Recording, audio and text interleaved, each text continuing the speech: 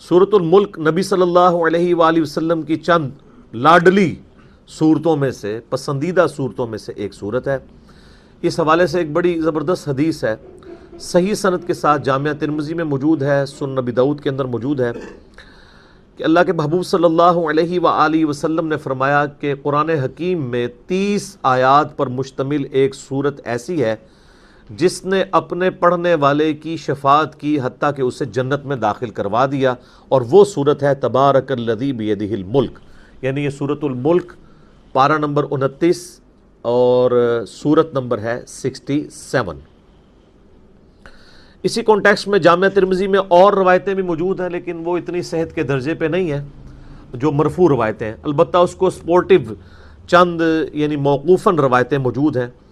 مثال کے طور پر جامعہ ترمذی میں ایک حدیث موجود ہے کہ نبی علیہ السلام نے فرمایا کہ سورۃ الملک منجیہ ہے، یہ نجات دینے والی ہے، عذاب قبر سے یہ مانع ہے۔ یہ تمام باتیں اصول محدثین پہ وہ روایت کمزور ہے، لیکن اس کو سپورٹیو ایک موقوفاً روایت المعجم الکبیر طبرانی میں موجود ہے۔ عبداللہ ابن مسعود رضی اللہ تعالیٰ عنہ کہتے ہیں، یہ بالکل صحیح سند کے ساتھ ہے، کہ جو سورۃ الملک ہے یہ نجات دینے والی ہے اللہ کے اذن سے، منجیہ ہے، یہ مانع ہے، عذاب قبر سے روکنے والی ہے۔ اس سورت کے پڑھنے والے کو جب قبر میں دفنایا جائے گا تو وہ سرہانے کی طرف سے آ کے عذاب قبر کے اگینسٹ اللہ تعالیٰ کے حضور سفارش کرے گی یہ سورت، حتیٰ کہ اسے اللہ تعالیٰ بخش دے گا۔ تو اور پھر ساتھ عبداللہ ابن مسعود نے فرمایا کہ رات کو سونے سے پہلے اس سورت کو پڑھ لیا کرو۔ ایک کمزور روایت جامعہ ترمذی میں بھی ہے کہ سیدنا یعنی نبی صلی اللہ علیہ وآلہ وسلم کے حوالے سے ہی بیان کیا گیا کہ آپ علیہ السلام بھی رات کو سونے سے پہلے یہ سورت پڑھتے تھے، تو اس کو سپورٹیو یہ روایت بھی ہو جاتی ہے۔ اس طرح ایک اور ہے سیدنا خالد بن معدان کے بارے میں سنن طبرانی کے اندر، ایک تابعی ہیں، 103 ہجری میں فوت ہوئے، ان کے بارے میں آتا ہے کہ وہ اس وقت تک نہیں سوتے تھے جب تک کہ سورہ السجدہ اور سورہ ملک کی تلاوت کر نہ لیں رات کو، اور وہ کہتے تھے کہ یہ دو صورتیں اللہ کے عذاب سے نجات دینے والی صورتیں ہیں، حتیٰ کہ یہ اللہ تعالیٰ کے ساتھ جھگڑا کریں گی اس کی شان کے لائق، جس طرح ہے کہ یا اللہ یہ بندہ ہمیں پڑھا کرتا تھا، یا تو اس شخص کو چھوڑ دے یا ہمیں اپنی کتاب سے نکال دے، تو اللہ تعالیٰ ان کی شفاعت قبول فرما لے گا۔ یہ تو یعنی مطلقاً بھی روایتیں موجود ہیں۔ مسند احمد میں حدیث موجود ہے کہ نبی علیہ السلام نے فرمایا کہ روزہ اور قرآن قیامت والے دن شفاعت کریں گے، اور جس کے حق میں شفاعت کریں گے اللہ تعالیٰ شفاعت قبول فرما لے گا۔ تو یہ صورت یعنی کوشش کیا کریں کہ رات کو سونے سے پہلے پڑھ لیں، سنت ہے، یعنی تابعین سے صحابہ سے ثابت ہے، اور رات کی ڈیفینیشن اسلام کے اندر ہے غروب آفتاب کے بعد رات شروع ہو جاتی ہے، اور فجر کا وقت داخل ہونے سے پہلے یہ پوری کی پوری رات ہے، آپ کسی بھی وقت میں سے پڑھ سکتے ہیں، مغرب کے بعد بھی پڑھ سکتے ہیں، عشاء کے بعد بھی پڑھ سکتے ہیں۔ اور اگر کوئی رات کو پڑھنا بھول جائے تو صحیح مسلم میں ایک حدیث ہے کہ نبی صلی اللہ علیہ وآلہ وسلم نے فرمایا جو شخص رات کے وظائف بھول جائے یا کسی وجہ سے وہ سو جائے تو اگلے دن کی ظہر سے پہلے اگر ان کو پڑھ لے تو اللہ تعالیٰ اس کو وہی فضیلت عطا فرما دے گا۔ یعنی کتنا بڑا مارجن ہے۔ اسی کے تحت ایک دفعہ وہ شاہ احمد نورانی صاحب نے ٹی وی میں کہیں کہہ دیا کہ جس کی تراویح کی نماز رہ جائے نا تو وہ صبح اشراق کے وقت میں بے شک پڑھ لے، تو لوگوں نے کہا لو جی انہوں نے کیا بات کر دی، تو ان کی بات بالکل ٹھیک تھی کہ اگر کوئی رات کو سویا رہ گیا تو نفلی عبادت ہے، تو اشراق کے وقت میں بھی ایون نبی علیہ السلام کبھی بعض کا تہجد کی نماز رہ جاتی تھی تو بخاری مسلم میں آتا ہے کہ آپ علیہ السلام پھر اشراق کے وقت میں اتنے نوافل اور پڑھ لیا کرتے تھے۔ تو یہ ٹالرنس اللہ تعالیٰ نے رکھی ہوئی ہے، لیکن یہ ساری یعنی نفلی عبادات ہیں، یعنی یہ اوبلیگیٹری نہیں ہے بلکہ سنت ہے، اور نوافل کے طور پہ آتی ہیں نہ کہ فرائض کے طور پہ۔ اللہ کی یاد، لا الہ الا انت سبحانک انی کنت من الظالمین، سورۃ الانبیاء میں آیا، اور اللہ تعالیٰ نے فرمایا سورہ الصفات میں کہ اگر یونس اس دعا کے ساتھ ہمیں یاد نہ کرتا ہائے ہائے تو پھر اسی دن مچھلی کے پیٹ سے نکالا جاتا جس دن کے مردے نکالے جائیں گے، یعنی قیامت تک، یعنی وہ مچھلی یونس کی قبر بن جاتی اگر وہ یہ دعا نہ کرتا۔ اس سے کئی رزلٹ نکلے۔ ایک تو رزلٹ یہ نکلا کہ یہ دعا اللہ کو اتنی محبوب ہے کہ وہ اللہ جس کا جلال اتنا ہے کہ وہ اپنے پیغمبر کو بھی کہہ رہا ہے کہ تو نے قیامت والے دن ہی نکلنا تھا، کہ مجھے اتنا غصہ ہے تیرے اوپر، گناہ کے اوپر نہیں، لغزش کے اوپر، وہ غصہ بھی ٹھنڈا ہوگا۔ اس لیے میں کہتا ہوں سب سے بیسٹ استغفار جو آئے ہیں ان میں سے ایک لا الہ الا انت سبحانک انی کنت من الظالمین ہے، اور جامعہ ترمذی میں حدیث ہے جو شخص بھی یونس کی دعا کے ساتھ اللہ کی طرف متوجہ ہوا اللہ اسے محروم نہیں لوٹائے گا۔ یہ اسماء اعظم میں سے ہے، اور قرآن میں بھی ہے کذالک ننجی المؤمنین، مومنین کو بھی ہم نجات دیں گے جو یہ یونس کی طرح دعا مانگے گا۔ یہ تو قرآن میں بھی ذکر ہے۔ لا اچھا اس کے دیکھیں ترجمہ کتنا پیارا ہے، لا الہ الا انت، کوئی معبود نہیں سوائے تیرے، سبحانک اللہ تو تو غلطیوں سے پاک ہے، انی کنت من الظالمین میں تو انسان ہوں، غلطیاں کروں گا۔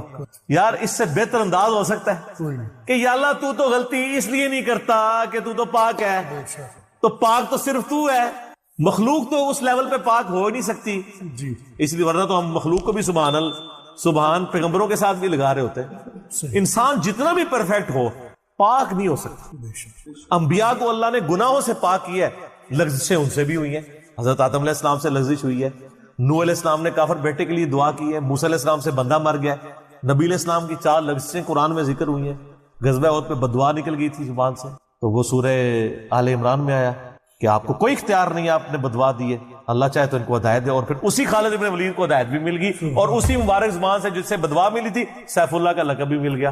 ٹھیک ہے، یہ سب اللہ کے اختیار ہے، پرفیکٹ صرف گاڈ ہے، اس کی کوئی مخلوق بھی پرفیکشن میں اس لیول پہ نہیں جا سکتی۔ مخلوق کی یہ اللہ کا نقص نہیں ہے بلکہ مخلوق کا نقص ہے کہ جو مخلوق ہوگا نا وہ پرفیکٹ نہیں ہو سکتا، جیسے خالق ہمیشہ سے ہے، مخلوق ہمیشہ سے ہو ہی نہیں سکتی۔ وہ کہتے ہیں نا، اکثر لوگ سوال کرتے ہیں کہ اللہ تعالیٰ اپنے ساتھ کا ایک اور خدا پیدا کر سکتا ہے، ہم کہتے ہیں یہ محال ہے، اس لیے کہ جو پیدا ہوگا وہ خدا ہوگا ہی نہیں، جو پیدا ہو گیا تو خدا کون ہے؟ لم یلد ولم یولد، ٹھیک ہو گیا۔ تو ذکر بھی کریں سر، اللہ کو یاد کریں، جھوم جھوم کے ہر جگہ ذکر کریں، کوئی پروٹوکول نہیں، نہ وضو نہ غسل، ذکر کے لیے کوئی پروٹوکول نہیں ہے، جب مرضی ذکر کریں، اللہ کو یاد کریں، اور اس کے لیے کپڑے پہننا ہونا بھی ضروری نہیں ہے۔ اکثر لوگ یہ سمجھتے ہیں کپڑے پہننا ضروری ہے، نہ کوئی ضروری نہیں ہے۔ بعض اوقات بندہ وضو کے لیے اندر چلا جاتا ہے غسل کے لیے، یا غسل کرتے ہوئے تو لوگ بسم اللہ نہیں پڑھتے ہیں، کپڑے پہن کے پھر بسم اللہ پڑھتے ہیں۔ سر اللہ اور بندے کا کون سا پردہ ہے؟ ٹھیک ہے، آپ کر سکتے ہیں ذکر۔ اگلا سوال ہے، میں نے اپنی زندگی میں بہت شرک کیا ہے لیکن الحمدللہ اب توبہ کر چکا ہوں، لیکن اس کے باوجود یہی فکر دامن گیر رہتی ہے کہ شرک تو ناقابل معافی گناہ ہے، معلوم نہیں کہ میری توبہ قبول ہوگی بھی یا نہیں، مجھے بتائیں میں کیا کروں۔ آپ سب سے پہلے تو اس طرح کے خیالات سے توبہ کریں جو آپ کر رہے ہیں، ٹھیک ہے۔ اس کی وجہ یہ ہے کہ سورہ التوبہ کی آیت نمبر 70 میں اللہ تعالیٰ نے فرمایا کہ جو شخص توبہ کر لے سچے دل کے ساتھ، اور اس سے پہلے بڑے بڑے گناہوں کا ذکر ہوا ہے، ان میں سے ایک شرک بھی، بلکہ اب یہ کریٹیکل سوال ہے تو میں یہ آیت پڑھ کے بھی بتا دیتا ہوں۔ پارہ نمبر 19 کے اندر جا کے سورہ الفرقان کی آیت نمبر ہے یہ 70۔ اعوذ باللہ من الشیطان الرجیم، بسم اللہ الرحمن الرحیم۔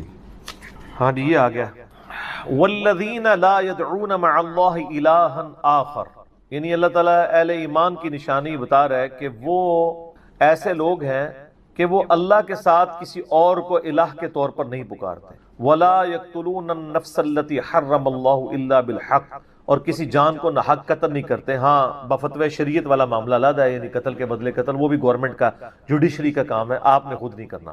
ولا یزنون، نہ زنا کرتے ہیں۔ ومن یفعل ذلک یلقى اثاما، جو کوئی یہ 3 گناہ کرے گا ان قریب ان کا عذاب چکھ لے گا۔ کون سے 3 بڑے گناہ گنوائے گئے ہیں؟ نمبر 1 اللہ کے ساتھ شرک، نمبر 2 قتل ناحق، اور نمبر 3 زنا۔ حتیٰ کہ بخاری مسلم میں ایک حدیث ہے کہ نبی علیہ السلام سے جب بڑے بڑے گناہوں کے بارے میں پوچھا گیا نا تو آپ نے یہی 3 گناہ گنوائے، اور پھر آپ نے کہا قرآن پڑھ کے دیکھو، یعنی نبی علیہ السلام بھی اپنی بات کی دلیل میں قرآن پیش کرتے ہیں، ماشاء اللہ تعالی۔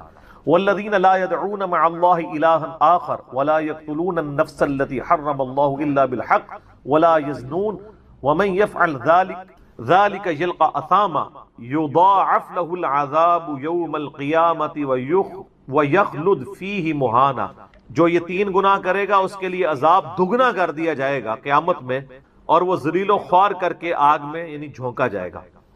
الا من تاب، ہاں اگر کوئی ان گناہوں سے توبہ کر لے۔ کون سے؟ نمبر 1 شرک، نمبر 2 قتل ناحق، اور نمبر 3 زنا۔ وآمن وعمل عملا صالحا، اور ایمان لے آئے، یعنی ایمان تو پہلے بھی ہوگا نہیں، صحیح والا ایمان، اور نیک عمل کرے، فاولئک یبدل اللہ سیئاتہم حسنات، تو پھر ایسے شخص کے گناہوں کو بھی اللہ تعالیٰ نیکیوں سے بدل دے گا۔ صرف معافی نہیں سر، جتنے بڑے بڑے گناہ تھے اسی لیول کی بڑی بڑی نیکیاں۔ وَكَانَ اللَّهُ غَفُورًا رَحِيمًا، اور اللہ تعالیٰ تو بخشنے والا مہربان ہے۔ وَمَن تَابَ وَعَمِلَ صَالِحًا، جو کوئی توبہ کرے اور نیک اعمال کرے، فَإِنَّهُ يَتُوبُ إِلَى اللَّهِ مَتَابًا، تو اللہ تعالیٰ کہتا ہے کہ میرے ذمہ ہے اس کی توبہ کو قبول کرنا، یعنی اللہ تعالیٰ نے اپنے اوپر خود سے واجب کیا، حالانکہ اللہ تعالیٰ کسی چیز کا پابند نہیں ہے کہ جو میری طرف رجوع لائے گا میں اسے ضرور معاف کروں۔ تو اگر کسی شخص کو اس طرح کا وہم آتا ہے نا، اور یہ وہم اس لیے بھی آ رہا ہوتا ہے، بعض اوقات لوگ یعنی اس کا ترجمہ کرتے ہوئے بالکل لفظی ترجمہ کر رہے ہوتے ہیں۔ قرآن حکیم کی آیات چونکہ پورے کانٹیکسٹ کے ساتھ ہوتی ہیں، بیک گراؤنڈ میں آیات نازل ہوئی ہوتی ہیں، لہٰذا میں جب بھی ان آیات کا ترجمہ کرتا ہوں نا، جب اسپیسیفکلی شرک کو ایڈریس کر رہا ہوتا ہوں، میرا لیکچر نمبر ہے مسئلہ نمبر 3، دعا صرف اللہ ہی سے، اور سچ پیپر بھی ہے اس کے اوپر، تو ہم یہ ترجمہ جو ہے نا، یہ آیت ان اللہ لا یغفر ان یشرک بہ، بے شک اللہ اس گناہ کو کبھی معاف نہیں کرے گا کہ کوئی شخص اللہ کے حضور قیامت والے دن اس حال میں پیش ہوا کہ اس نے دنیا میں شرک کیا ہوا، یعنی بغیر توبہ کے وہ مرا۔ وَيَغْفِرُ مَا دُونَ ذَلِكَ لِمَن یشاء، اور شرک کے علاوہ ہر گناہ معاف کر دے گا، وہ بھی اوپن لائسنس نہیں، جس کے لیے چاہے گا۔ یعنی جو شخص شرک سے توبہ کیے بغیر گیا نا، اس کی تو توبہ ہے ہی نہیں قیامت۔ ہاں دنیا میں کر گیا وہ معاملہ علیحدہ ہے، قیامت میں اللہ سے اس حال میں ملا کہ اس نے دنیا میں شرک کیا ہوا اور توبہ نہیں کی، تو اللہ تعالیٰ اس کا گناہ معاف نہیں کرے۔ وَمَن يُشْرِكْ بِاللَّهِ فَقَدْ ضَلَّ ضَلَالًا بَعِيدًا، جو کوئی شرک کرتا ہے وہ گمراہی میں دور جا پڑا، وَلِعَوْذُ بِاللَّهِ تعالی۔ دنیا میں تو میرے بھائی جامعہ ترمذی میں حدیث ہے، نبی علیہ السلام نے فرمایا موت کے غرغرے سے پہلے اللہ تعالیٰ توبہ قبول کرے۔ موت کے غرغرے سے مراد ہے نزع کا عالم طاری ہونے سے پہلے، جب کسی کو موت نظر آ گئی نا، اب وہ توبہ نہیں کر سکتا۔ تو قرآن حکیم میں ہے نا، فرعون جب ڈوبنے لگا تھا تو اس نے کیا کہا تھا، میں ہارون اور موسیٰ کے رب پر ایمان لاتا ہوں، بنی اسرائیل کے رب پہ، تو اللہ تعالیٰ نے کیا فرمایا تھا، الآن، اب لایا ایمان، حالانکہ ایمان تو لے آیا تھا، وہ غرغرہ تو وہ لے ہی رہا تھا نا، غوطہ تو کھا رہا تھا نا۔ تو موت کے غرغرے سے مراد ہے نزع کا عالم طاری ہونے سے پہلے۔ اور اس میں ایک پوائنٹ کئی دفعہ ہائی لائٹ کر چکا ہوں، یہاں پہ بھی کر دوں، اگر آپ کو کسی شخص کے بارے میں یہ پتا چل جائے نا کہ اس کو لا علاج بیماری لگ چکی اور وہ اب کچھ عرصے میں ایکسپائر ہو جائے گا، جیسے کینسر ہے، یعنی ہم نے یہ لرن کر لیا نا کہ کینسر جب 3rd سٹیج کے اوپر پہنچ جاتا ہے تو وہ انسان بچتا نہیں ہے۔ جس شخص کو کینسر ہوا ہے، یا سپوز اس کے گردے فیل ہو گئے، یا دل بالکل ایج پہ پہنچ چکے، ایسے لوگوں کو یعنی پاکستان انڈیا میں تو لوگ چھپاتے ہیں کہ پہلے ہی نہ کہیں مر جائے وہ سن کے۔ کتنی ران کن بات ہے کہ مسلمان جس کے لیے موت ایسٹ ہونی چاہیے، چلو کافر کو تو سمجھ آتا ہے، اس نے تو دنیا ہی کمائی ہے نا، مسلمان بھی یعنی مرنے سے پہلے مر جاتے ہیں موت کا سن کے، ایسا تو نہیں ہونا چاہیے اصولاً۔ اور یہ ٹانٹ اللہ نے قرآن پاک میں یہودیوں کو دی ہے سورہ جمعہ کے اندر، کہ کہتے ہیں نا اللہ کے بڑے چہیتے ہیں، ان کو کہو کہ تم موت کی تمنا کرو اگر تم سچے ہو، اگر تم اللہ کے چہیتے ہو تو پھر موت تو تمہارے لیے خوشخبری ہونی چاہیے، لائبلٹی نہیں ہونی چاہیے، ایسٹ ہونی چاہیے۔ اب یہی تان ہمیں بھی آ رہا ہے، مسلمان کی حالت نہیں ہونی چاہیے، اس کو موت کا پتہ چلے تو جناب وقت سے پہلے ہی مرنے کی کوشش کرے۔ تو لیکن آپ یورپ امریکہ میں اگر کسی کو بیماری ہو نا، اس کو بتا دیا جاتا ہے کہ سر پلان کر لیں، 6 مہینے ہیں، اور 6 مہینے بھی ان کے پلان ہیں، وہ 6 سال بھی ہو سکتے ہیں، 6 گھنٹے بھی ہو سکتے ہیں، وہ تو اللہ کی مرضی ہے، وہ ایک ایسٹیمیٹ بتاتے ہیں۔ یہاں پہ لوگ چھپا لیتے ہیں، اس کا نقصان یہ ہے کہ نہ وہ اپنی لائف کو یعنی کوئی وراثت کے پوائنٹ آف ویو سے مینج کر سکتا ہے، اور سب سے بڑھ کے اسے توبہ کی طرف آپ کو لانا چاہیے۔ میں تو کہتا ہوں جی کسی کو کینسر ہو گیا ہے، ابھی اس میں موت کا غرغرہ نہیں آیا، کوئی کینسر ہوا ہے نا، پتہ نہیں کب مرنا ہے، ٹھیک ہے نا، نزع کا عالم بھی نہیں ہے، اس کو سب سے پہلے بتائیں کہ بھائی تمہیں لا علاج بیماری ہے، تمہاری ڈیتھ کسی بھی وقت ہو سکتی ہے، اللہ کی طرف رجوع لاؤ۔ سر اس نے پوری زندگی بھی عیاشی کی تھی نا، وہ اپنی آخرت مینج کر سکتا، وہ تو خیر کر سکتا ہے، ہمیں بھی اپنی آخرت مینج کرنی چاہیے، روزانہ مرنے سے پہلے توبہ کرنی چاہیے۔ روزانہ ہم مرتے ہیں نا، صحیح بخاری میں حدیث ہے نا، نبی علیہ السلام رات کو سوتے ہوئے کیا دعا مانگتے تھے، اللہم باسمک اموت و احیا، میں تیرے نام پر مرتا اور جیتا ہوں، یعنی سوتا اور جاگتا ہوں، کیونکہ صحیح بخاری میں حدیث ہے موت جو ہے وہ نیند کی بہن ہے۔ اور جب آپ صبح اٹھتے ہیں تو وہ بھی صحیح بخاری میں دعا ہے، الحمدللہ الذی احیانا بعد ما اماتنا والیہ النشور، تمام تعریفیں اس اللہ کے لیے ہیں جس نے مجھے مرنے کے بعد زندہ کیا، یعنی موت کے بعد زندہ، اور میں نے پلٹ کے اس کی طرف جانا ہے۔ تو رات کو سونے سے پہلے توبہ کریں، اور سب سے بیسٹ توبہ تو وہ بخاری مسلم میں حدیث ہے، جس نے رات میں سورۃ البقرہ کی آخری 2 آیات پڑھ لی اسے ہر چیز سے کفایت کر جائیں گی۔ آمن الرسول بما انزل الیہ من ربہ والمؤمنون کل آمن باللہ وملائکتہ وکتبہ ورسلہ لا نفرق بین احد من رسلہ وقالوا سمعنا واطعنا غفرانک ربنا والیک المصیر لا یکلف اللہ نفسا الا وسعها آنورڈ۔ اس میں تجدید ایمان بھی ہے، اللہ پر ایمان، کتابوں پر، فرشتوں پر، اس کے بعد دعائیں ہیں، ربنا لا تؤاخذنا ان نسینا واخطانا، اس کے اندر توبہ شامل ہے۔ سب سے بیسٹ تجدید ایمان جو ہے سورہ بقرہ کی آخری 2 آیات ہیں، اور یہ ہمارے وظیفے میں ہم نے بلو کارڈ کے اوپر بھی لکھا ہے کہ نبی علیہ السلام نے فرمایا، اور یہ حدیث بخاری مسلم دونوں میں، جو شخص رات کو سونے سے پہلے سورۃ البقرہ کی آخری 2 آیات پڑھ لے، اس میں جو کچھ اللہ سے مانگا ہے وہ اس کو دے دیا جائے گا، یہ بھی الفاظ ہے۔ تو اس میں کیا کچھ مانگا ہوا ہے؟ تو تجدید ایمان۔ پھر صحیح بخاری میں حدیث ہے کہ نبی علیہ السلام فرمایا جو صبح یقین کے ساتھ 1 دفعہ پڑھ لے سید الاستغفار، اور شام سے پہلے اگر مر گیا سیدھا جنت میں جائے گا، اور اگر شام کو پڑھ لیا پورے یقین کے ساتھ، یقین سے مراد ہے کہ باقی توبہ کا اس کا ارادہ ہوا، صبح سے پہلے مر گیا سیدھا جنت۔ اللہم انت ربی لا الہ الا انت خلقتنی وانا عبدک وانا علی عہدک ووعدک ما استطعت اعوذ بک من شر ما صنعت ابوء لک بنعمتک علی وابوء بذنبی فاغفر لی فانہ لا یغفر الذنوب الا انت۔ یہ سید الاستغفار ہے۔ تو یہ وہ ہے توبہ جو روزانہ کرنی چاہیے، نزا سے پہلے پہلے، یعنی صبح پہ پڑھے شام کو پڑھے۔ بلکہ مسند البزار میں صحیح سند کے ساتھ ہے کہ نبی صلی اللہ علیہ وآلہ وسلم ہر فرض نماز کے بعد بھی سید الاستغفار پڑھتے ہیں، ہر فرض نماز کے بعد۔ ایک تو ہم پڑھتے ہیں نا اللہ اکبر استغفر اللہ استغفر اللہ استغفر اللہ اللہم انت السلام منک السلام تبارک یا ذا الجلال والاکرام، اس کے بعد آپ سید الاستغفار آیت الکرسی بھی پڑھیں، آیت الکرسی کے بارے میں بھی آیا ہے سنن نسائی الکبریٰ کے اندر صحیح سند کے ساتھ، ہم نے گرین کارڈ میں ڈالا ہے کہ جو شخص آیت الکرسی فرض نماز کے فوراً بعد پڑھے گا مرتے ہی جنت میں جائے گا، لیکن نماز پڑھے گا، خالی آیت الکرسی نہیں، نماز کے فوراً بعد، تو نماز بھی اس کو پڑھنی چاہیے۔ تو اس طرح یعنی تجدید ایمان والا یہ معاملہ بھی کرنا چاہیے، اور یہ وہم ہی نہیں بننا چاہیے کہ اللہ تعالیٰ معاف نہیں کرے گا۔ صحیح بخاری اور مسلم دونوں میں حدیث ہے کہ میں اپنے بندے کے گمان کے قریب ہوں، جو بندہ میرے لیے گمان کرتا ہے میں ویسا ہوں اس کے۔ جو شخص یہ کہتا ہے اللہ مجھے معاف نہیں کرے گا تو اس کو واقعی اللہ معاف نہیں، اور جو کہے گا کہ اللہ تعالیٰ مجھے معاف کر دے گا اسے اللہ معاف کر۔ تو انشاءاللہ تعالیٰ یہ کبھی ایسا نہیں کرنا چاہیے اللہ تعالیٰ سے نا امیدی والا معاملہ۔ آپ اپنے رب کے وعدوں پر، نبی صلی اللہ علیہ وسلم کے وعدوں پر یقین رکھیں کہ جس شخص نے سچے دل سے توبہ کی ہے اس کی نہ صرف توبہ قبول ہوگی سورۃ الفرقان آیت نمبر 70 کے تحت، بلکہ اس کے گناہوں کو بھی نیکیوں سے بدل دیا جائے گا۔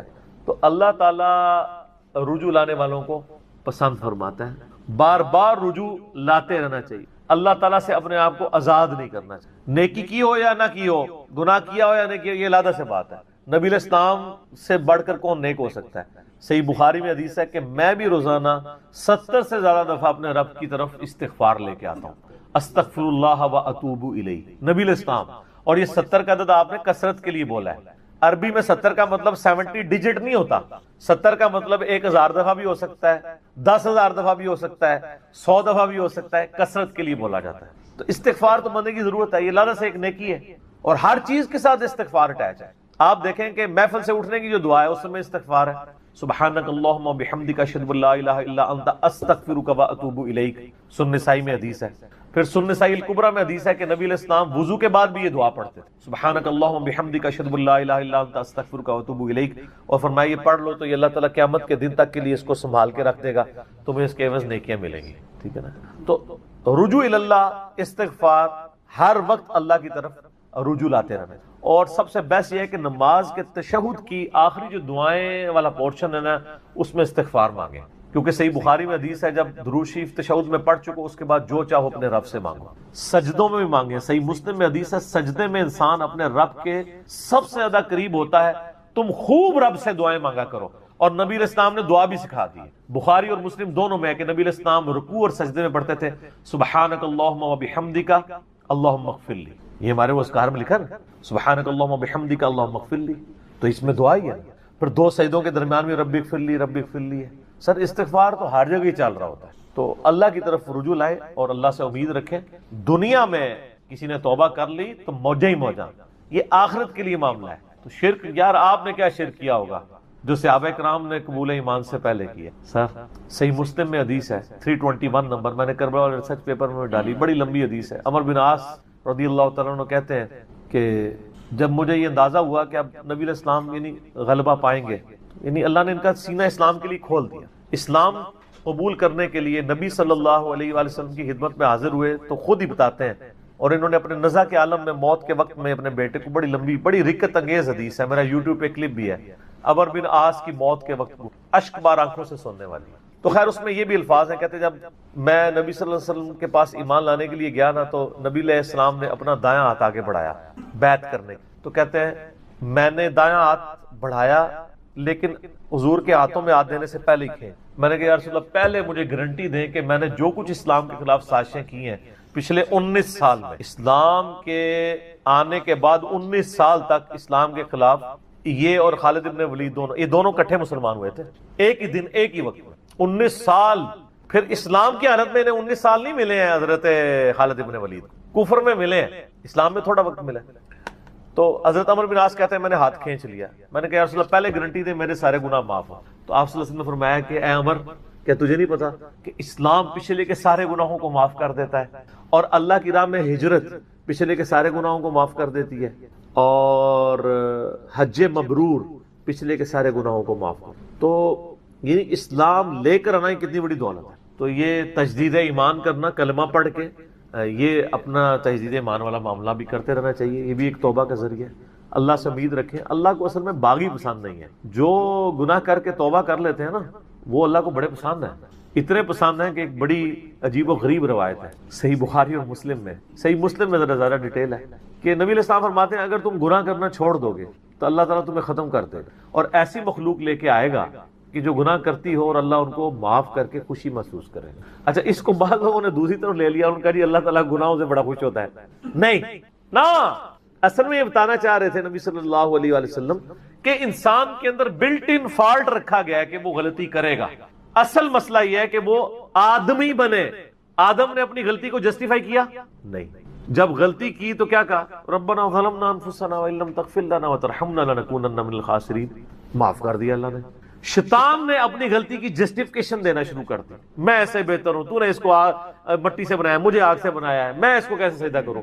جو اپنی غلطی کی جسٹیفیکیشن دے وہ شیطان ہوتا ہے، اور جو اپنی غلطی کی جسٹیفیکیشن دیے بغیر سیدھی معافی مانگ لے وہ آدمی ہوتا ہے. ہم کہتے ہیں نا آدمی، آدم کے ساتھ اس کی مضبوط ہو جاتی ہے. تو رجوع اللہ. تو وہ نبی علیہ السلام یہ بتانا چاہ رہے تھے کہ ایسی مخلوق جو گناہ نہ کرے وہ تو آلریڈی اللہ کے پاس موجود ہے.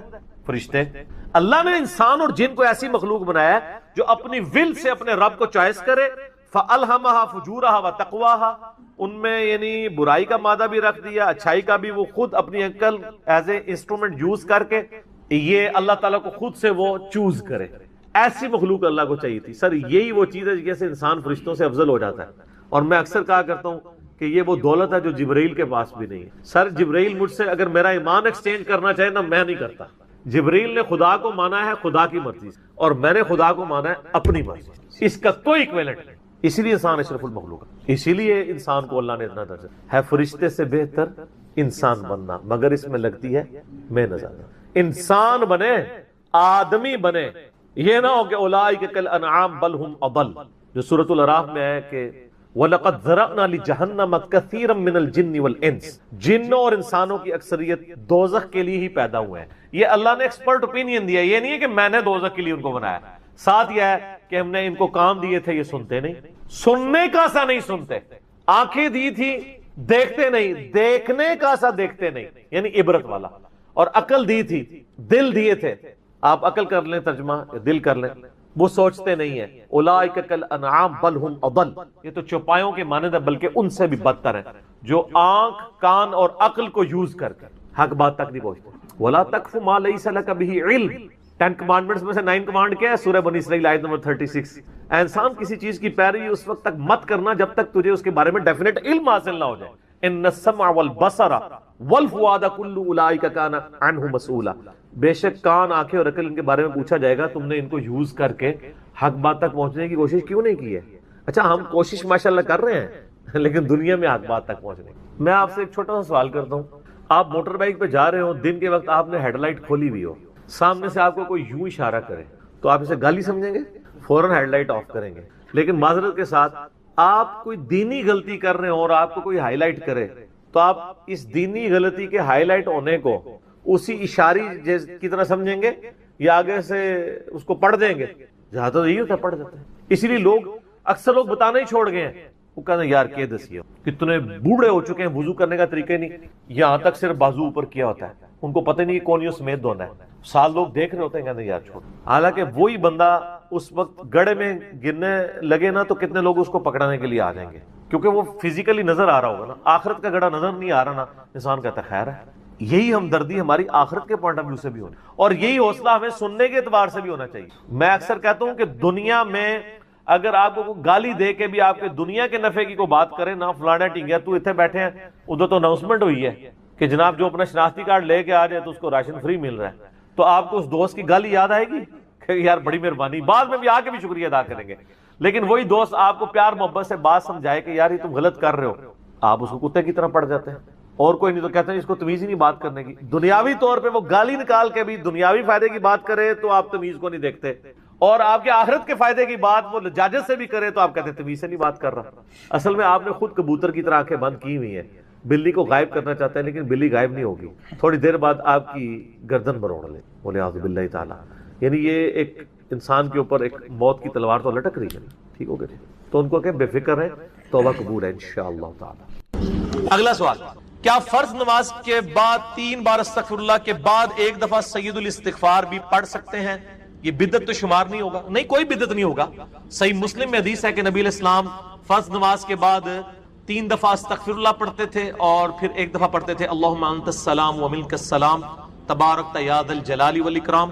اور بخاری اور مسلم دونوں میں ہے کہ فرض نماز کا مکمل ہونا نبی علیہ السلام کی ہم تکبیر کی آواز سے پہچانتے تھے، یعنی بلند آواز سے آپ اللہ اکبر کہتے تھے. پہلے ایک دفعہ اللہ اکبر بلند آواز سے کہنا ہے، پھر 3 دفعہ آہستہ آواز میں استغفر اللہ. یہ ہمارے اہل حدیث بھائی جو ہیں اس سنت پہ عمل کر رہے ہیں، لیکن وہ استغفر اللہ بھی اونچا بولتے ہیں. استغفر اللہ اونچا بولنا خلاف سنت ہے، صرف اللہ اکبر بلند آواز. اور دوسری طرف علماء عرب ہیں، انہوں نے اپنے اذکار کارڈ میں سے اللہ اکبر نکال ہی دیا ہوا ہے، وہ صرف استغفر اللہ پڑھتے ہیں. اور جب ان سے پوچھیں کہ یار اللہ اکبر نہیں پڑھتے، وہ کہتے ہیں نہیں، یہ جو بخاری مسلم میں ہے نا کہ نبی علیہ السلام بلند آواز سے تکبیر پڑھتے تھے، تو تکبیر سے مراد استغفر اللہ ہے. دیکھیں آپ بندہ کو ضد میں، استغفر اللہ کس عربی ڈکشنری میں تکبیر ہے؟ اگر آپ نہیں مانتے تو ہم آپ کو علم الکلام اور فقہ والا جواب دیتے ہیں. بخاری مسلم میں حدیث ہے، حضرت ابو ہریرہ کہتے ہیں کہ نبی علیہ السلام جب نماز شروع کرتے تو تکبیر کہتے، جب رکوع میں جاتے تو تکبیر کہتے، جب رکوع سے سر اٹھاتے تو سمیع اللہ لمن حمیدہ ربنا ولک الحمد کہتے، جب سجدے میں جاتے تو تکبیر کہتے، جب سجدے سے سر اٹھاتے تو تکبیر کہتے. تو کیا وہ استغفر اللہ کہتے تھے؟ کہتے نہیں، وہ اللہ اکبر ہی ہوتا تھا. تو بخاری مسلم میں جو ہے کہ نماز کا ختم ہونا میں تکبیر کی آواز سے پہچانتا تھا، تو وہ بھی پھر استغفر اللہ نہیں، تکبیر ہی ہے. یہ میں نے فقی علماء عرب کو بھی دی تھی، اور وہ بڑے ضد میں ہیں. وہ کسی کارڈ کے اوپر ان سے جو عربی کارڈ بھی چھپ کے آتے ہیں نا، آپ لوگ دیکھیں نا، وہ اللہ اکبر نہیں لکھا ہوتا.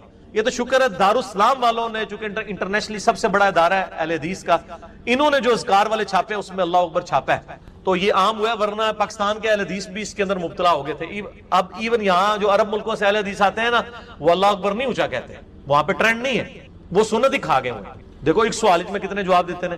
تو استغفر اللہ کے بعد آپ سید الاستغفار پڑھ سکتے ہیں. بخاری میں حدیث ہے، جو بندہ سید الاستغفار صبح کے وقت ایک دفعہ پڑھ لے پورے یقین کے ساتھ، یہ انٹرنیشنل نمبر کے مطابق ہے 6306. ٹھیک ہے جی، ابھی تو میں جوان ہوں. اللہم انت ربی لا الہ الا انت خلقتنی وانا عبدک وانا علی عہدک ووعدک ما استطعت اعوذ بک من شر ما صنعت ابوء لک بنعمتک علی وابوء بذنبی فاغفر لی فانہ لا یغفر الذنوب الا انت. جو صبح کے وقت پورے یقین سے پڑھ لے، شام سے پہلے مر گیا تو جنتی، اور جو شام کو پڑھ لے صبح سے پہلے پڑھ گیا تو جنتی. یہ صبح شام کے اذکار بلو کارڈ میں ہمارا یہ ذکر موجود ہے. آپ یہ سید الاستغفار فرض نماز کے بعد پڑھ سکتے ہیں، بلکہ سنت بھی ہے. گرین کارڈ میں ہم نے نہیں ڈالا، وہاں جگہ نہیں تھی. مسند البزار میں صحیح سند کے ساتھ یہ حدیث موجود ہے کہ نبی علیہ السلام فرض نماز کے بعد بھی ایک دفعہ سید الاستغفار پڑھتے تھے. تو نہ صرف یہ جائز ہے بلکہ سنت ہے. اور میں الحمدللہ فرض نماز کے بعد جو آیت الکرسی کا وظیفہ ہے، باقی اذکار ہیں، تو میں سید الاستغفار ہر فرض نماز کے بعد پڑھتا ہوں، کیونکہ نبی علیہ السلام کی سنت تھی سید الاستغفار بھی، اور 3 دفعہ استغفر اللہ لادا سے، اور اللہم انت السلام منک السلام، اور باقی اذکار تسبیحات فاطمہ الگ سے۔ میں صرف سمجھانے کے لیے کہہ رہا ہوں، یہ تو آپ گن بھی نہیں سکتے۔ قرآن پاک میں اللہ تعالیٰ نے فرمایا نا کہ اللہ کی نعمتیں اتنی زیادہ ہیں کہ تم انہیں شمار کرنا چاہو تو شمار بھی نہیں کر سکتے۔ تو وہاں سے اللہ تمہیں رزق دے گا، تمہیں گمان بھی نہیں ہوگا۔ اب رزق کے لیے ضروری نہیں ہے کہ آپ کے پاس مال و دولت اور آپ کے ایسٹس بڑھ جائیں، یہ بھی اللہ تعالیٰ کا بہت بڑا رزق ہے کہ آپ کے پاس جو تھوڑے بہت ایسٹس ہیں وہ سلامت ہیں۔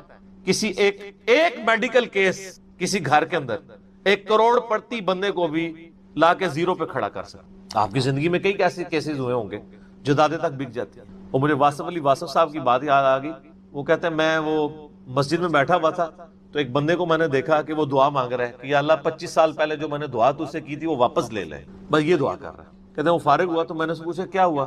اس نے کہا جی 25 سال پہلے میں نے اللہ سے رو رو کے ایک بیٹا مانگا تھا، میری بیٹی ہی تھی صرف، اور وہ بیٹا میرے گاٹے فٹ ہو گیا، یعنی وہ نشے میں مبتلا ہو گیا، سارا گھر کا مال اس نے بیچ دیا، مجھے کنگال کر دیا، تو میں اللہ سے کہہ رہا ہوں یا اللہ یہ اولاد واپس ہی لے لے۔ تو یہ بھی تو ہو سکتا ہے۔ سورہ توبہ میں آتا ہے، اللہ تعالیٰ فرماتا ہے اپنے جو فاسق و فاجر لوگوں کے بارے میں کہ اللہ تعالیٰ چاہتا ہے کہ ان کی اولاد کو ہی ان کے لیے عذاب بنا، اولاد بھی عذاب بن سکتی۔ اسی لیے میں دعا کیا سکھائی گئی ہے، ربنا حب لنا من ازواجنا وذریاتنا قرۃ اعین واجعلنا للمتقین اماما۔ اے اللہ ہماری بیویوں اور ہماری اولاد میں آنکھوں کی ٹھنڈک بنا اور ہمیں پرہیزگاروں کا امام بنا، ہماری آنے والی نسلیں پرہیزگار ہوں، ورنہ یہ تو مصیبت بھی گلے پڑ سکتی۔ تو ایک میڈیکل کیس آپ کو کہاں سے کہاں لے کے جا سکتا، ایک بچے کا نافرمان ہونا آپ کو کہاں سے کہاں لے کے جا سکتا، اور اس سے بڑی ناکامی تو آخرت کی ناکامی ہے۔ ایسا بچہ بھی ہو سکتا ہے کہ جو آپ کی دنیا تو برباد نہ کرے لیکن آخرت برباد کر دے، اس کی وجہ سے آپ گناہوں میں مبتلا ہو جائے۔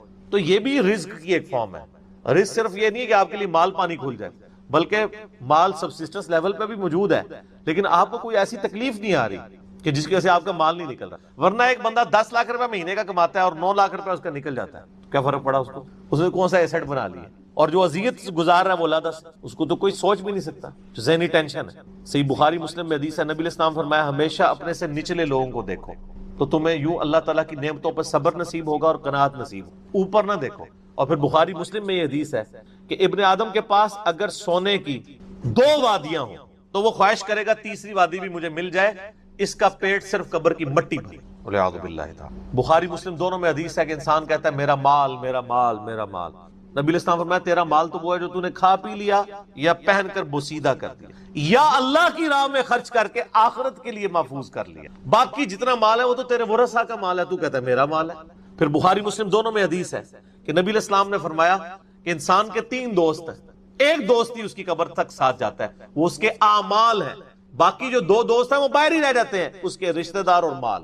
اب مال ساتھ جاتے ہیں، مال بھی آپ ساتھ لے کے جا سکتے ہیں، لیکن وہ مال جو آپ نے پہلے ہی اپنی زندگی میں اپنی مرضی سے اللہ کی راہ میں خرچ کر دیا، وہ اللہ کے ڈیوائن بینک میں جمع ہے، وہ قرآن پاک میں سورۃ البقرہ میں آیا 700 گنا تک کے اللہ تعالیٰ کر کے لوٹائے گا، بلکہ یہاں تک فرمایا کہ یہ اللہ تعالیٰ کو تم قرض دے رہے ہو اور اللہ تعالیٰ اس قرض کو لوٹائے گا۔ دیکھیں کتنا قدردان ہے کہ دیتا اللہ ہے، اور جب اسی کے دیے ہوئے میں سے آپ اسی کی راہ میں خرچ کرتے ہیں تو وہ کہتا ہے کہ یہ تم نے مجھے قرض دی، اللہ کہتا ہے میں تمہارا مقروض ہوں، تمہیں لوٹاؤں گا۔ یہ ہے اللہ تعالیٰ کی قدردان۔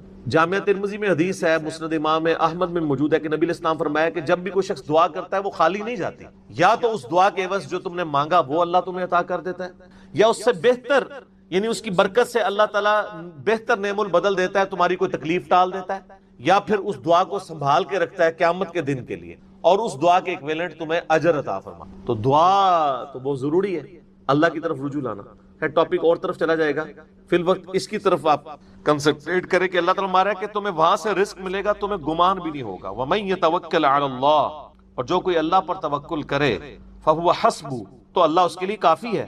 ان اللہ بالغ امری، اللہ تعالیٰ تو اپنا کام پورا کر کے رہتا ہے، لیکن قد جعل اللہ لکل شیء قدرا، اللہ نے ہر معاملے کے لیے ایک اندازہ مقرر کر رہا ہے۔ اسی کو ہم وہ کہتے ہیں نا کہ اللہ کے ہاں دیر ہے اندھیر نہیں ہے، لیکن یہ دیر بھی ہم صرف سمجھانے کے لیے کہتے ہیں، وہ دیر نہیں ہے، وہ اللہ کا رول یہی ہے کہ اللہ تعالیٰ نے کسی معاملے کو کس لیول کے اوپر جا کے ایڈریس کرنا ہے۔ 23 سال تک مشرکین عرب کو دیکھیں نا مہلت ملی ہے، کتنے لوگوں نے کہا کہ دیکھو کان پک گئے ہیں ہمیں سنتے ہوئے، نبی علیہ السلام ہمیں دھمکیاں لگاتے ہیں کہ قوم عاد قوم سمود کی طرح تم بھی برباد کر دیے جاؤ گے، جب وقت کے پیغمبر کا انکار کرو گے تو عذاب تو کوئی نہیں آ رہا۔ اور قرآن پاک میں پھر نبی علیہ السلام کے بارے میں بھی آتا ہے کہ آپ علیہ السلام نے بھی تھوڑی سی بے صبری کا مظاہرہ کیا. سورۃ الانعام کے سٹارٹ میں آپ پڑھ کے دیکھ لیں تو اللہ تعالیٰ نے پھر جلال فرمایا کہ اے نبی تم چاہو تو جاؤ زمین میں کوئی سرنگ تلاش کر لو یا آسمان میں کوئی سیڑھی لگا کے ان کی مرضی کا معجزہ انہیں لا کے دکھا دو. ہم اپنے فیصلوں میں یعنی کسی کے پابند نہیں ہیں. پھر سورہ آل عمران میں آتا ہے جب غزوہ احد کے موقع پہ نبی اسلام کی زبان سے بددعا نکل گئی خالد ابن ولید کے لیے کہ اللہ تعالیٰ ایسی قوم کو کیسے ہدایت دے گا جنہوں نے اپنے نبی کا چہرہ خون سے رنگ دیا. یہ صحیح مسلم میں الفاظ ہیں, قرآن پاک میں اشارتاً اس کا ذکر ہے سورہ آل عمران میں. اللہ تعالیٰ نے فرمایا کہ نبی آپ کو کوئی اختیار نہیں ہے, اللہ تعالیٰ چاہے تو ان کو ہدایت بھی دے. ہائے ہائے ہائے, یہ اللہ کے فیصلے ہیں, یہ کسی انسان کا کوئی فیصلہ نہیں. تو اب ان آیات کی روشنی میں بزرگ تو کسی کھاتے میں نہیں بنتے. لوگ بزرگوں کو لے کے بیٹھ رہے ہوتے ہیں جی بزرگ دعا کریں گے, بزرگ کر دیں گے. بزرگوں نے کیا کرنا ہے؟ یا تو نبی الاسلام کے بارے میں فرمایا جا رہا ہے کہ آپ کو کوئی اختیار نہیں ہے, اللہ تعالیٰ چاہے تو بخش دے, اللہ تعالیٰ چاہے گرفت فرمائے, اللہ تعالیٰ چاہے ڈھیل دے. اللہ نے ہر کام کے لیے ایک اندازہ مقرر کیا ہوا ہے, وہ اسی موقع کے اوپر اللہ تعالیٰ اس چیز کو اسٹیبلش. وہ اللہ کے ڈیوائن علم میں ہے کہ کب اللہ تعالیٰ نے اسلام کا غلبہ کروانا ہے. جب نہیں کروایا تو 13 سال میں 125 بندے مسلمان ہوئے ہیں اور اگلے 13 سال کے اندر دونوں سپر پاورز بھی الٹ دی گئی ہیں. دونوں طرف ٹائم پیریڈ تو ایک ہی ہے. تو یہ اللہ تعالیٰ فیصلے فرما. عمر اور رزق میں برکت کے لیے کوئی وظیفہ بتا دیں. اس میں نے بتا دیا نا, صحیح بخاری مسلم دونوں میں حدیث ہے. نبی صلی اللہ علیہ وآلہ وسلم نے فرمایا جو شخص یہ چاہے کہ اس کے رزق میں برکت کر دی جائے, عمر دراز کر دی جائے, تو اپنے رشتہ داروں کے ساتھ اس نے, لیکن یہ بھی تقدیر میں لکھا ہوا ہوگا کہ وہ کرے گا تو یہ ہو جائے گا, تو اسی کو توفیق ملے گی نا. تو اللہ تعالیٰ اس کی عمر میں برکت صرف یہ نہیں ہے کہ ایک بندہ 60 سال کا تو اب 100 سال پہ مرے. کئی 100 سال کی زندگی پاتے ہیں اور کم چوانی کا بھی نہیں کر کے مرتے. اور بعض لوگ 50 سال میں اتنا کام. امام شافعی کی عمر 55 سال تھی صرف جب فوت ہوئے ہیں. چلو شافعی کو تو چھوڑ دیں, اس سے پہلے آ جائیں. عمر بن عبدالعزیز 38 سال کی عمر میں فوت ہوئے ہیں. 38 سال کی عمر میں 3 براعظموں پہ ایسے نقوش چھوڑ گئے ہیں کہ آج دنیا حیران ہے. تو ان کو تو عمر بھی کوئی نہیں ملی ہے. یہ نہیں ہوتا کہ آپ کو عمر کتنی ملی ہے, آپ نے اس عمر میں کیا کیا ہے.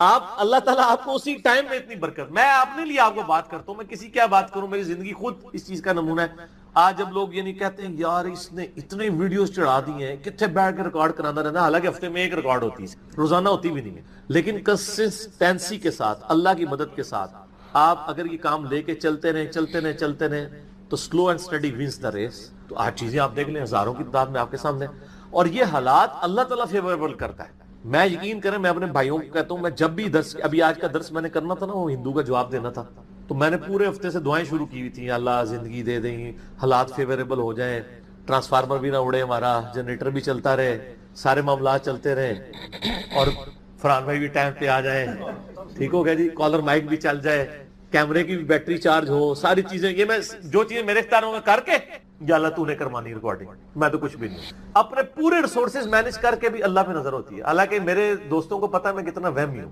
میرے آفس میں بھی نا, جب سب سے مشکل کوئی ٹاسک میرے والے کیا جاتا ہے اور وہ ہمارے باس کہتے ہیں یار اس کو دے کے تم بھول جاؤ, پھر وہ کام کر کے آپ کو بتائے گا. تو کیوں میں وہمی, جس کام میں ہاتھ ڈالتا ہوں نا, میں دنیاوی اعتبار سے ہر چیز اس کے حوالے سے مینج کرتا ہوں, لیکن ساتھ مسبب الاسباب پہ نظر ہوتی ہے کہ یا اللہ یہ جو کچھ میں کر رہا ہوں نا, یہ تو میں اسباب کر رہا ہوں نا, میرے ساتھ کوئی بھی پرابلم ہو سکتی, کسی کے ساتھ کوئی این ٹائم, یعنی اس کے اوپر فیملی کے اوپر کوئی ایسا ایشو آ سکتا ہے کہ درس کینسل کرنا پڑ جائے, ہو سکتا ہے نا. جس طرح ایک بار یعنی اچانک جو ہے وہ یعنی ہمارا درس کینسل ہو گیا تھا, عثمان بھائی کی والدہ فوت ہو گئی تھی, ہمیں اپنا درس کینسل کرنا پڑا, ایگزیکٹ اسی دن ہی ہو گیا اس طرح.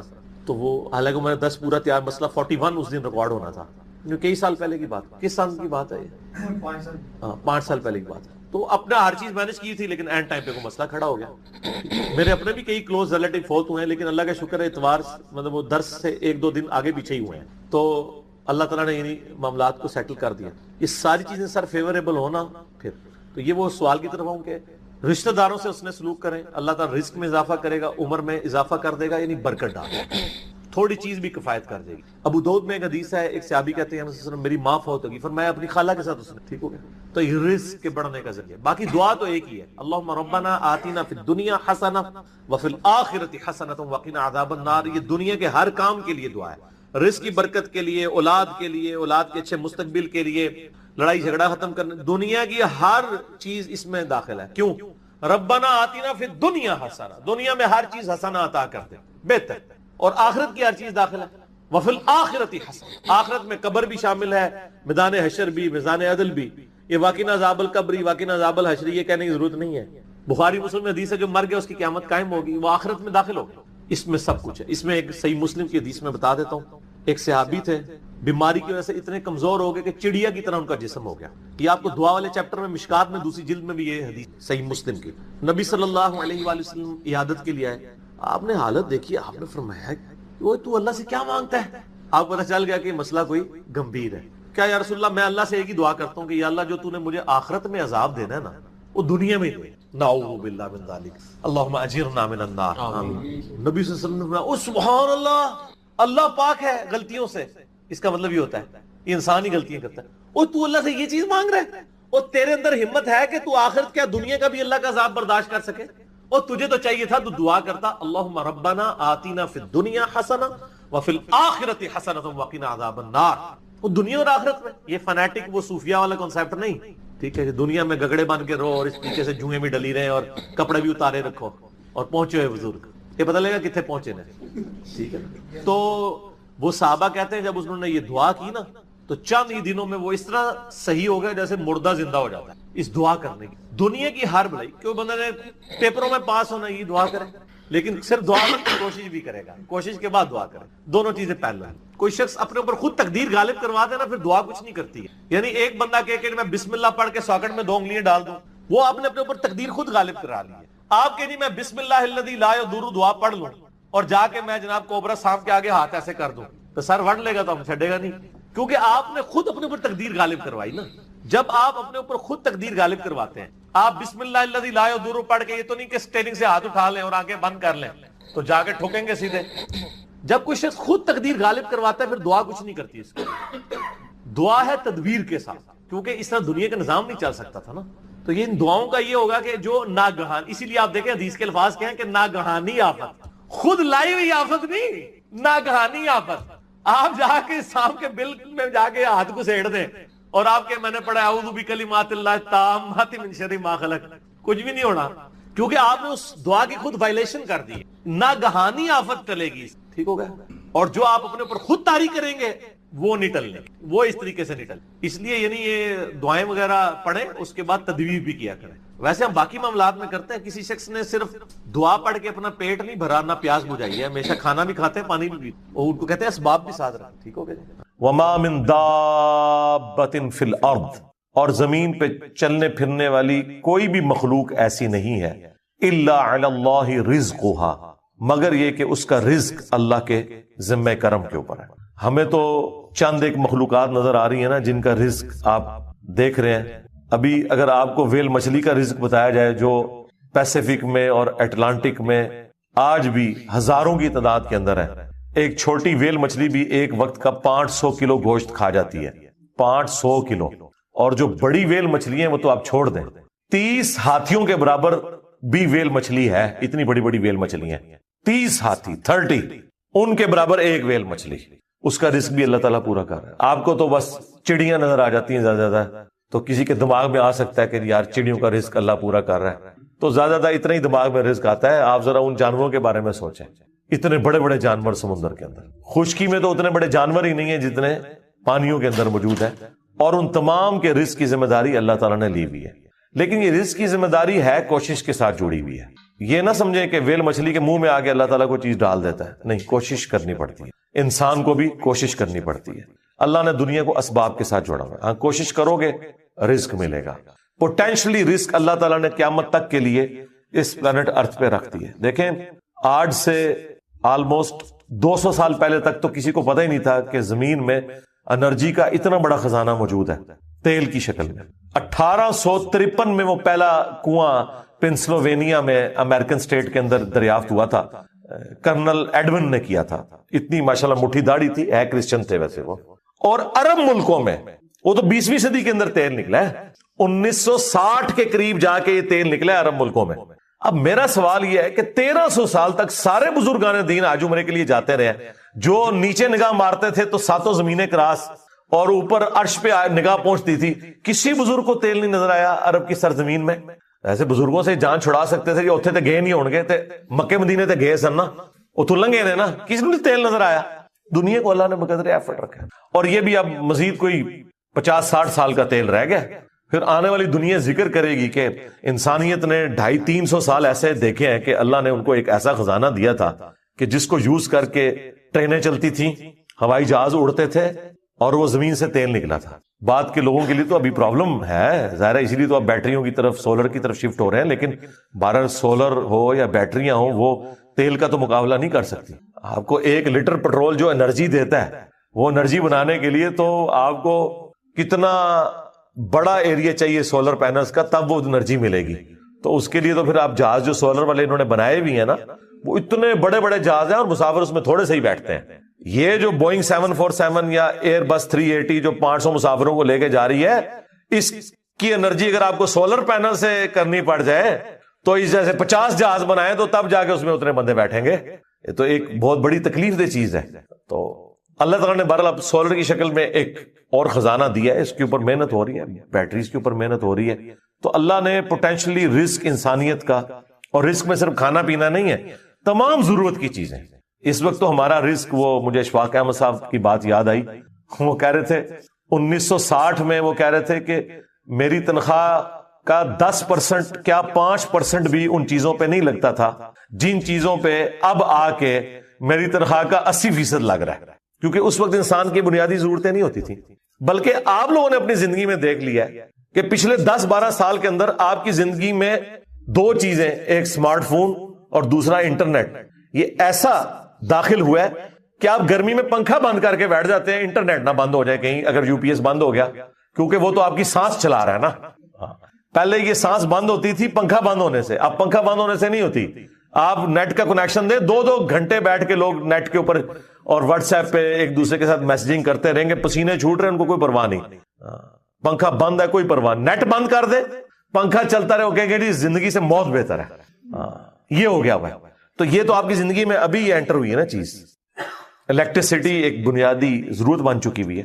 یہ سارا رزق ہے اللہ کی، نعمتیں ہیں اللہ تعالیٰ کی، اور اللہ تعالیٰ یہ ساری نعمتیں وقت کے ساتھ ساتھ ایکسپلور کروا رہا ہے، پوٹینشلی زمین کے اندر موجود تھیں. تو اللہ تعالیٰ فرماتا ہے تمام چلنے پھرنے والوں کے رزق کی ذمہ داری ہمارے اوپر ہے. وَيَعْلَمُ مُسْتَقَرَّهَا وَمُسْتَوْدَعَهَا، اور اللہ تعالیٰ کو ہر جاندار کے ٹھہرنے کی جگہ بھی معلوم ہے، اور الٹیمیٹلی جہاں اس نے سپرد ہونا ہے وہ جگہ بھی معلوم ہے. اللہ اکبر. ٹھہرنے کی جگہ تو آپ کو سمجھ آ رہی ہوگی کہ اللہ تعالیٰ کو یہ پتا ہے کہ کس انسان نے کہاں پہ رکنا ہے، کس شیر نے کس غار میں رہنا ہے، کس مگر مچھ نے کس میٹھے پانی میں گزارا کرنا ہے، کون سی ویل مچھلی کس سمندر میں ہے، اور کہاں کہاں اس نے اپنا وقت گزارنا ہے. صرف یہ اللہ کے علم میں نہیں، وَمُسْتَوْدَعَهَا، اس نے مر کے جہاں پہ جانا ہے وہ جگہ بھی اللہ کو معلوم ہے. کس کی قبر جو ہے وہ مٹی کا ڈھیر بننی ہے، کس کی قبر سمندر میں بننی ہے، کس کی قبر شیر کے پیٹ میں بننی ہے، کس نے ایئر کریش میں ہواؤں میں بکھرنا ہے. ہر بندے کا جو الٹیمیٹ انجام ہے وہ بھی اللہ تعالیٰ کو ہر مخلوق کا پتہ ہے. سورۃ النام میں تو آیا ہے کہ کوئی پتا نہیں گرتا نہ خشکیوں میں نہ سمندروں کے اندر، اور نہ کوئی دانا پھوٹتا ہے کسی زمین کی گہرائی میں مگر وہ اللہ کے علم سے. اور اللہ نے پہلے ہی لوح محفوظ میں لکھ لیا ہوا ہے کہ یہ ایسے ہوگا. یہ اس سے بھی اگلا ورژن ہے کہ نہ صرف وہ کام ہونے کے بعد اللہ کو پتا چلتا ہے، ہونے سے پہلے بھی اللہ نے اپنے علم میں رکھا ہوا ہے، اور علم میں نہیں لکھ کے رکھا ہوا ہے کہ یہ ایسا ہوگا. اور یہاں پہ بھی وہ ذکر آ گیا کہ رزق بھی اللہ کے ذمہ ہے، اور وہ جانتا ہے ہر بندے کی، ہر مخلوق کے ٹھہرنے کی جگہ اور الٹیمیٹلی سپرد ہونے کی جگہ. کل فی کتاب مبین، اور ہر چیز ایک روشن کتاب میں لکھی ہوئی ہے. وہ اللہ تعالیٰ کی بہت بڑی ہارڈ ڈسک ہے جس میں ساری مخلوقات کی تقدیریں اللہ تعالیٰ نے لکھ دی ہیں. اور وہ کوئی اللہ تعالیٰ نے یعنی خود سے کوئی محنت نہیں. وہ جامع ترمذی میں حدیث ہے، اللہ نے قلم کو پیدا کیا اور پھر اس سے کہا کہ لکھ جو کچھ ہو چکا اور جو کچھ ہونے والا ہے. بس قلم چل پڑی اور سب کچھ اس نے لکھ دیا. ہر چیز اللہ کے اشاروں پہ ہو رہی ہے.